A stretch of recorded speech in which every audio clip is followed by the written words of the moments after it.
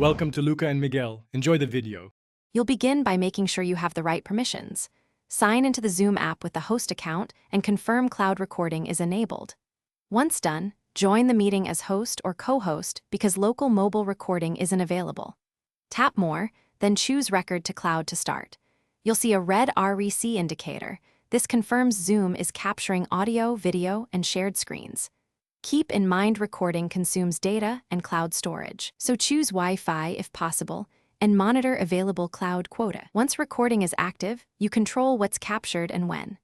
You can pause and resume to avoid saving irrelevant sections. This keeps the final file concise. You can switch front/back cameras or mute yourself. Zoom continues recording these changes.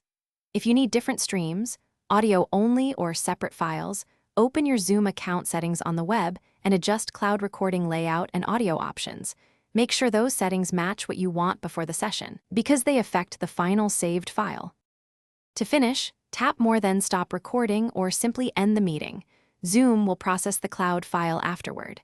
You'll get an email when processing completes, and you can also go to My Recordings in the Zoom web portal to download or share the file. If the file doesn't appear, make sure processing isn't still running and verify you haven't exceeded cloud storage limits. If problems persist, sign into the Zoom web settings to confirm recording is enabled and check your account's processing queue as a troubleshooting step. Thanks for watching and please subscribe. It's the best investment you'll ever make.